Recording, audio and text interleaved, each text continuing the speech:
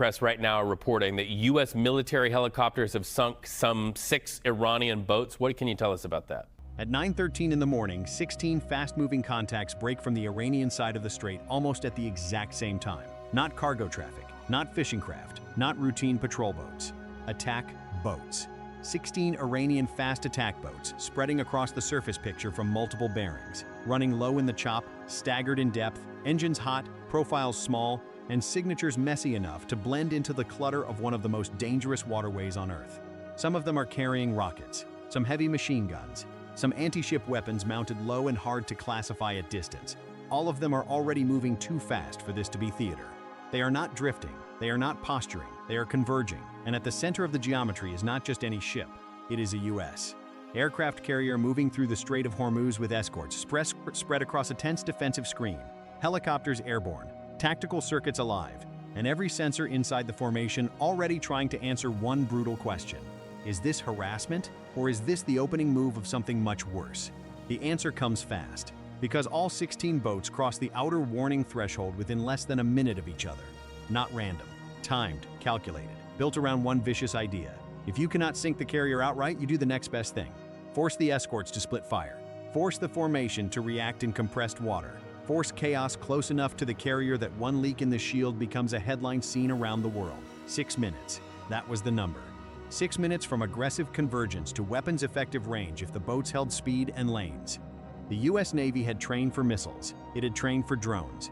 It had trained for submarines, mines, rocket attacks, swarm tactics, electronic deception, and layered coastal threats. But 16 Iranian fast attack boats rushing a U.S. aircraft carrier inside Hormuz was not a normal tactical problem. It was geometry under pressure, narrow water, civilian traffic, rules of engagement, escalation risk, compressed distance, and a capital ship that could never be allowed to look exposed. The carrier itself was not defenseless, far from it, but carriers do not move through places like Hormuz alone for a reason. Because in tight, dangerous water, the shield matters as much as the sword. And on this morning, that shield was about to be tested in full public view. If this kind of breakdown is exactly why you watch this channel, hit like now. Because what happens next is not about noise. It is about seconds. On one of the escorting U.S. warships, the tactical action officer had already felt uneasy for nearly 20 minutes. At 8:54, the surface picture had started showing small irregularities near commercial lanes off the Iranian side. Nothing illegal by itself, nothing impossible in local traffic, nothing clean enough to justify sounding the whole formation into emergency posture, but enough to bother a watch team that understood how small boat attacks work. Because small boat attacks do not begin with the attack, they begin with ambiguity. Too many hulls, too much motion, too many vessels that look normal right up until the second they do not. For 19 minutes, the team had been watching engine patterns, track behavior, spacing, and acceleration windows, comparing what they saw to known harassment profiles, rehearsal runs, and coordinated swarm tactics. What worried them most was not speed. It was discipline. These boats were not wandering into formation by accident. They were holding separation. They were preserving angles. They were leaving room to maneuver later. That meant intent. At 9:13 and 22 seconds, the first firm warning goes across the circuit. Possible hostile swarm. 16 surface contacts, converging. The bridge does not erupt, it tightens. Because trained crews do not waste the first seconds of a crisis on emotion, they spend them on alignment, weapons, identity, distance, legal authority, interception lines, closest threat axis to the carrier. And then the captain asks the only question that matters. Which boats can reach weapons release first? Not which boats are loudest. Not which boats look most dramatic. Which boats matter first? Because this kind of attack is not about all 16 surviving.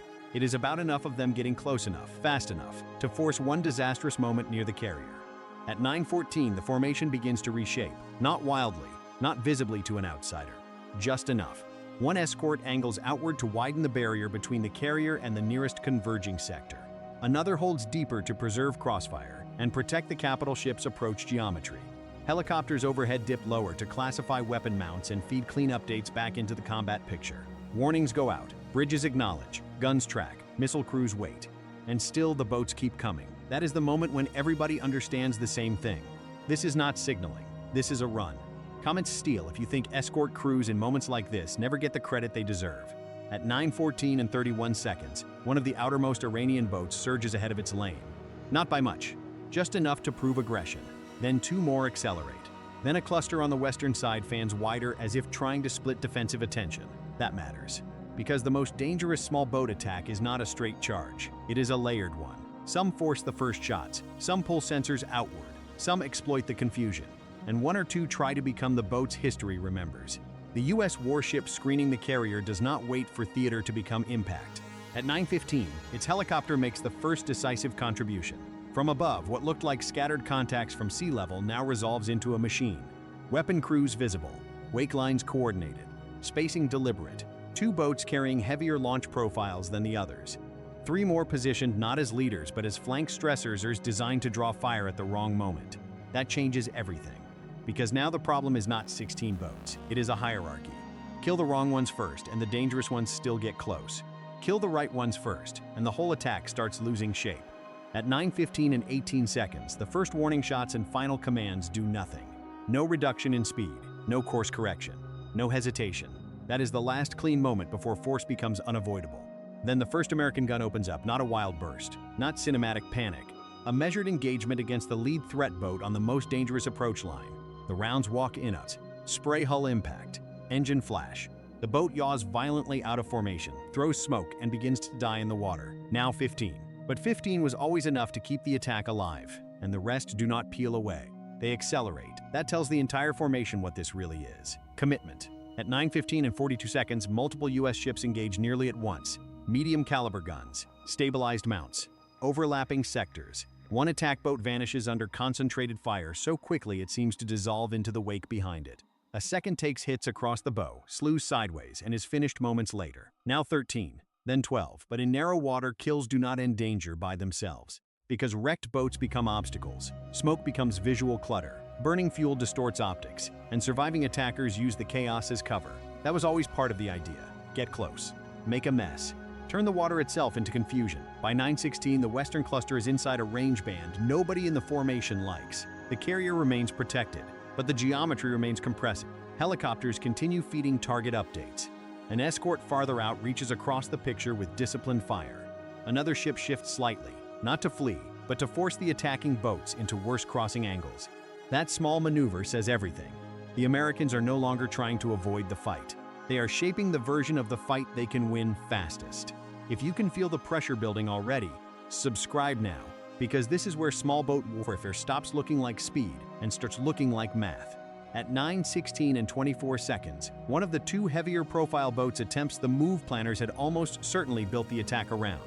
It cuts behind a lighter craft, uses civilian wake clutter, then breaks toward the corridor with the cleanest angle toward the carrier's defensive perimeter. That boat cannot be allowed through. Not because it is guaranteed to hit, because if it gets close enough to force emergency defensive maneuvering near the carrier, the psychological effect alone becomes part of the attack. The U.S. response is immediate. One escorting warship shifts fire, isolated. A helicopter overhead confirms the track. A second ship refuses the decoy boats, trying to drag its guns away.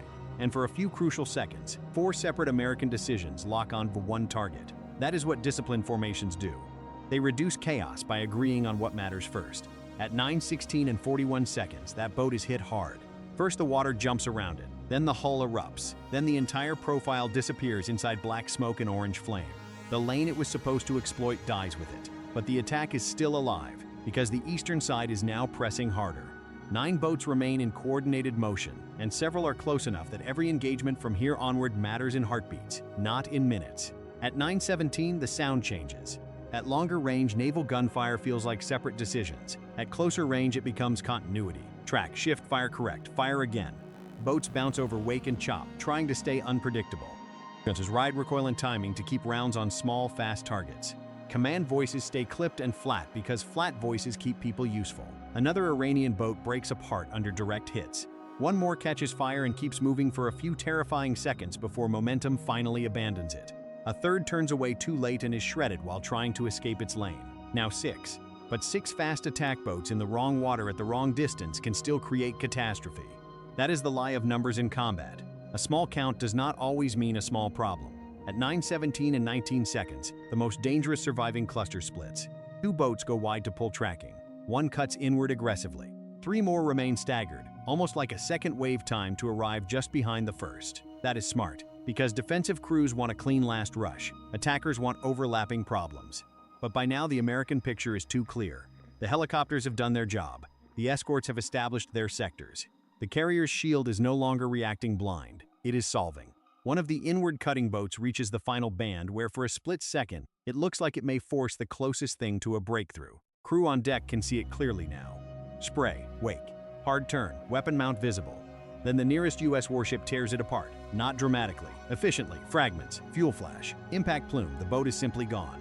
Type shield if you can already see why carriers are never just one ship. At 9:17 and 48 seconds, the remaining Iranian boats try the last option left to them. Mass the carrier-facing side. Trust proximity, trust speed, trust that somewhere in the American defensive chain finally blinks. But the chain does not blink, it tightens. One US ship suppresses the left edge. Another kills the center. A helicopter keeps the right side honest, and the carrier remains behind the moving wall exactly where it needs to be, protected by steel, timing, and overlapping intent. At 9:18, a final pair of Iranian boats makes the most dangerous run of the engagement, close enough now that every second feels stolen.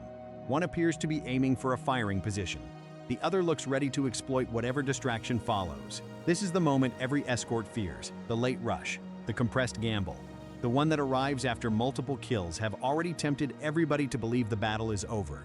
But this formation does not relax early.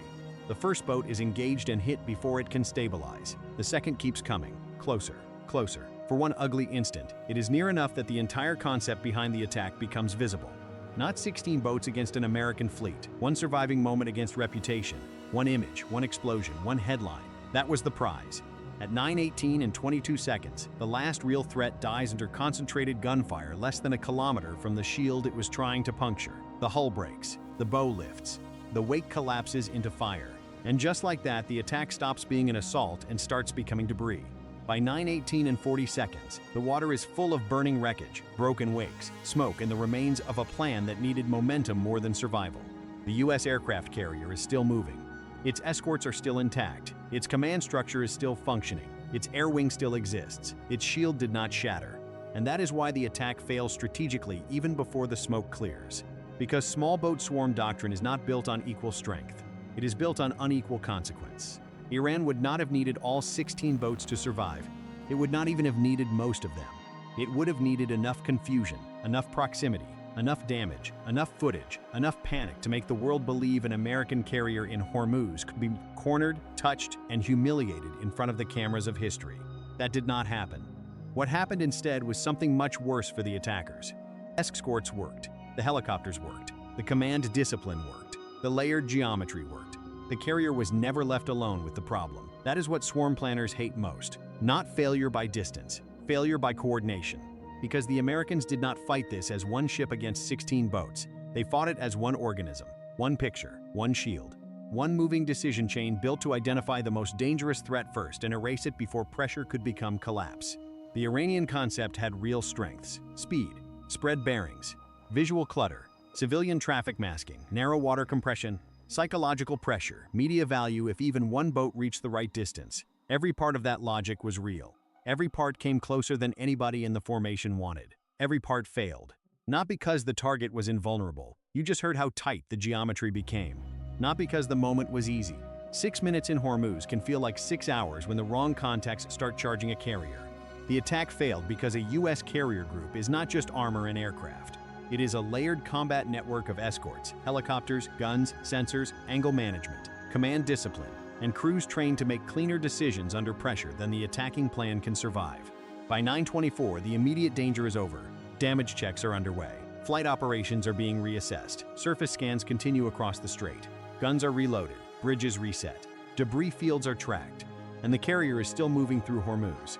That is the message small boat swarm doctrine never wants to send. The target was not isolated. The target adapted. And that changes everything. Because if 16 attack boats cannot break the shield around a US aircraft carrier in one of the most compressed waterways on Earth, then the burden on the attacker gets brutally simple. Bring more, bring better, bring layers the shield has not already rehearsed. And even then, you still have to beat the one thing this battle exposed more clearly than anything else. Not American firepower, American timing. If this shocked you, comment Hormuz below. And tell me this, which layer mattered most in stopping the attack on the carrier? The helicopters, the escort warships, the formation maneuvering, or the gunfire that erased the final rush? Like this video if you want more breakdowns like this, and subscribe. because the next one goes even deeper into the exact kill chain that keeps a U.S. aircraft carrier alive when the Strait of Hormuz turns into a 6-minute test of steel, distance, and nerve.